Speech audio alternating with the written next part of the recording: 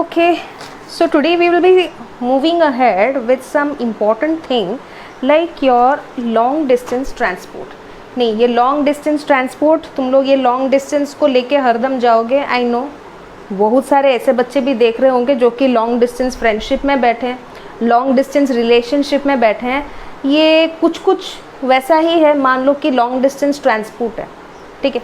अब long distance relationship या फिर लॉन्ग डिस्टेंस मतलब फ्रेंडशिप में क्या होता है, एक जन एक शहर में, दूसरा जन दूसरे शहर में, एक जन एक स्टेट में है, मान लो कि भाई न्यू दिल्ली में है, और एक जन जाके कश्मीर में, मतलब कश्मीर क्यों, कश्मीर तो आसपास हो जा रहा है, नहीं Kanyakumari, right, Kanyakumari is perfect, ठीक है. कश्मीर तो मैं कन्याकुमारी, ये सॉन्ग परफेक्ट बैठता है. तो अगर ऐसा केस आए तो वहाँ पे what is the best method to send a message. अभी हर कोई बोलेगा कि भाई मेल है, ईमेल का ज़माना है, व्हाट्सएप का ज़माना है, टेलीग्राम का ज़माना है. But what would you have done in that scenario अगर मान लो कि ये सब कुछ भी नहीं था, पुराने ज़माने के भूली बिसरी बातें. उस टाइम में कैसे वो लोग एक दूसरे को मैसेज भेजते थे? Obviously through postal services. खत लिखते थे, लिखे जो खत तुझे लिख के वो लोग भेजते थे, वही एड्रेस वगैरह सब संभाल के रखते थे.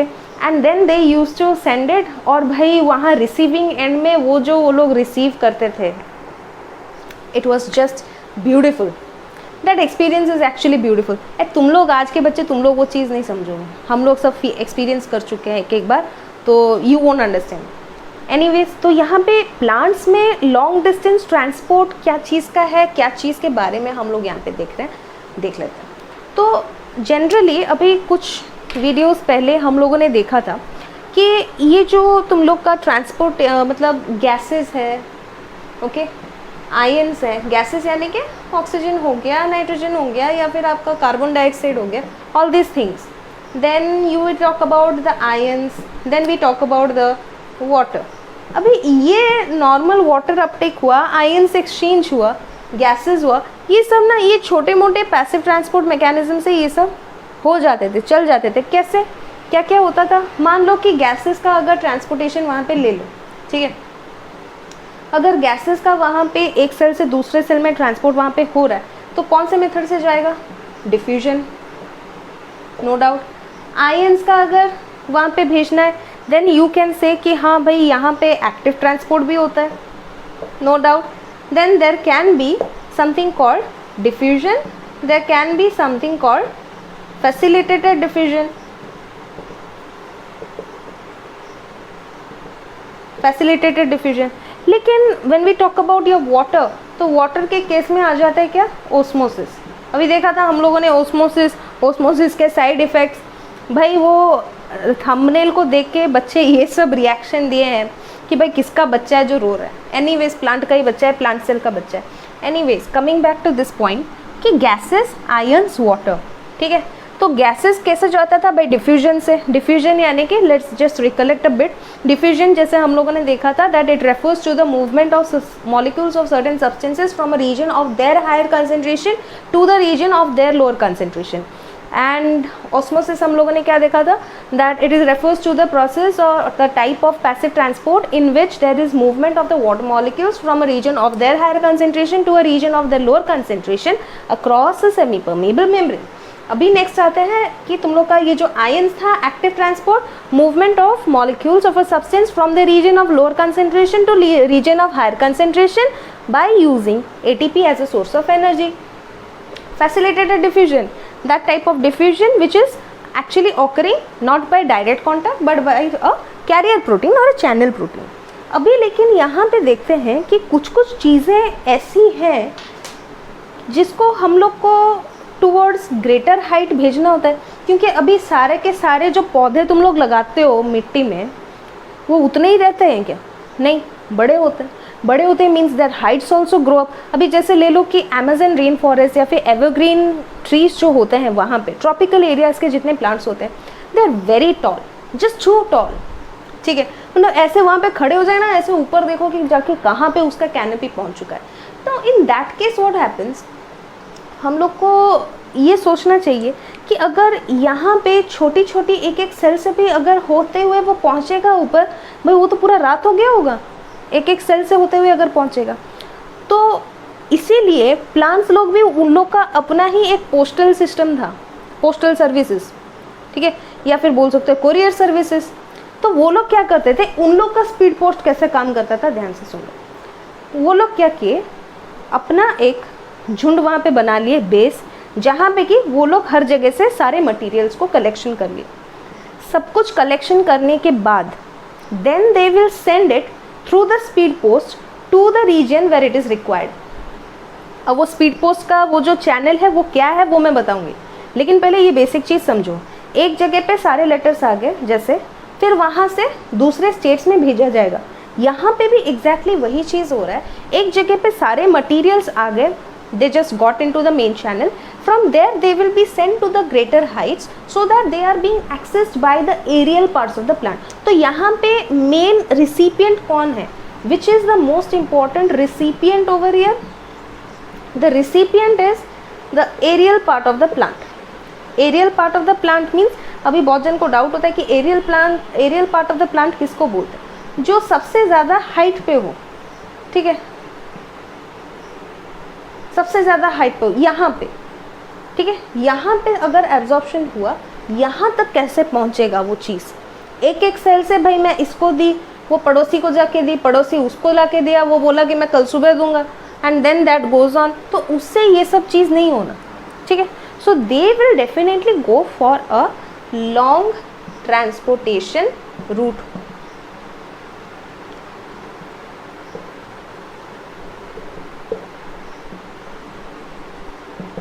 नाउ ये लॉन्ग ट्रांसपोर्टेशन रूट क्या है, या फिर जिसको हम लोग लॉन्ग डिस्टेंस ट्रांसपोर्ट भी बोलते हैं, वो चीज़ क्या है अभी हम लोग थोड़ा अच्छे से देखेंगे। जैसे मैंने बोला कि ये फैसिलिटेटेड डिफ्यूजन, ये तुम लोग का एक्टिव ट्रांसपोर्ट, ये तुम लोग का जो ऑस्मोसिस है and all those things, it is not at all enough for meeting the demands of the aerial parts of the plant. इसीलिए क्या चीज़ चाहिए वहाँ पे, you require some extra accessory system which is called the long distance transportation route, which is actually also known as bulk flow system. एक नाम इसका ये है that it is the bulk flow system, और एक नाम भी इसका दिया हुआ है that is mass bulk flow system. दोनों का मीनिंग एक ही है, ओके दोनों का मीनिंग एक है बल्क फ्लो सिस्टम और एक है मास बल्क फ्लो सिस्टम। मीनिंग एक ही है कि बल्क में हम लोग को एक जगह पहुंचाना है, तो उसको कैसे पहुंचाएंगे हम लोग, so it is by this process. अभी इसमें क्या होता है पहले ये चीज़ हम लोग देख लेंगे अच्छे से, ओके। तो ये चीज़ को करने के लिए अगर हम लोग को एक स्पीड पोस्ट जैसे या फिर डिलीवरी सिस्टम चाहिए, तो फिर वो डिलीवरी सिस्टम क्या होगा वो हम लोग देखते हैं। That is called your plant vascular system. अभी इससे पहले भी एक वीडियो था एक्चुअली, जो कि हम लोगों ने जिसमें एक्चुअली कवर अप किया था। I don't know whether you have gone through that video और नॉट। अगर नहीं गए हो तो एक बार देख लो उस वीडियो को। उसमें वी हैड डिस्कस्ड अबाउट कि आप लोग का ये जो प्लांट वैस्कुलर सिस्टम है, तो ये जो आपका हेल्प करता है from moving the whole set of solute molecules from the region at which it is collected to another greater distance, एक लंबे रूट को कवर अप करके वहाँ पे लेके अगर वो पहुँचाता है, तो फिर उसको हम लोग यहाँ पे ट्रांसपोर्ट नहीं यूज़ करेंगे। ट्रांसपोर्ट हाँ लिख रहे हैं हम लोग ट्रांसपोर्ट, बट वहाँ पे the most ideal word will be translocation. means from one region of the same plant body to another region of the same plant body, that will be known as your translocation. and plant vascular system जब हम लोग पढ़ रहे हैं, plant vascular system में अच्छे से मालूम है, हम लोगों ने टिश्यूज़ में भी पढ़ा था in the case of your complex tissues, जिसमें कि था एक था आपका xylem और एक था phloem, okay, one was your xylem, another was your phloem. अभी xylem करता क्या है यहाँ पे, it actually does the translocation of water and minerals. Water and minerals का ट्रांसलोकेशन ये करता है कहाँ से कहाँ तक? From the roots to the aerial parts, from the roots to the aerial parts, water and minerals का ट्रांसलोकेशन। नाउ यहाँ पे एक और जो आ गया आपका फ्लोएम ट्रांसलोकेशन। फ्लोएम ट्रांसलोकेशन क्या होता है? It helps in translocation of your organic and inorganic solutes, organic and inorganic solutes from roots, no doubt, from roots to the leaves. जैसे कि फोटोसिंथेसिस के लिए बहुत सारी चीज़ें चाहिए तो वो चीज़ें भी लेके वो पहुंचा देगा उधर। So from roots to the leaves and again वहाँ पे जब फोटोसिंथेसिस हो गया, मान लो कि लीव्स से वापस स्टोरेज ऑर्गन, स्टोरेज ऑर्गन से वापस से साइट ऑफ यूटिलाइजेशन। अभी ये साइट ऑफ यूटिलाइजेशन का मतलब क्या है? Site of utilisation means those regions in the plant where all the metabolic activities are being conducted and they require the stored food in order to perform the various metabolic activities। मान लो कि उसने glucose production किया in the during the process of photosynthesis. अभी उसको चाहिए कि भाई मैं अपना जितना सामान है मैं स्टोर करके उसको बचा के रखूँ, तो उसको बचाने के लिए what it did, it took the help of phloem. वहाँ से सब कुछ ट्रांसलोकेट होके गया कहाँ पे? Storage organs. The storage organ can be root, storage organ can be the fruits also. तो वहाँ पे अगर स्टोर होके है देन नेक्स्ट मोमेंट जब मेरे को चाहिए होगा, मतलब वो मेरा भंडार घर है, स्टोर रूम है, वहाँ से मेरे को जब चाहिए होगा I will immediately take out the materials which are required for me and then I will do my cooking stuff and all and then I am done. यहाँ पे एग्जैक्टली वही हो रहा है।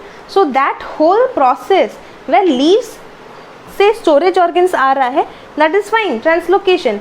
लेकिन स्टोरेज ऑर्गन से साइट ऑफ यूटिलाइजेशन में जो वापस जाता है to be reutilise, that is called री export. It is called your री एक्सपोर्ट। मीन्स एक्सपोर्ट हो रहा है जहाँ से प्रोडक्शन हो रहा है, फाइन, बट अगेन री exported from the storage site, ताकि वो वापस से वहाँ पे यूज हो सके as per the metabolic activities.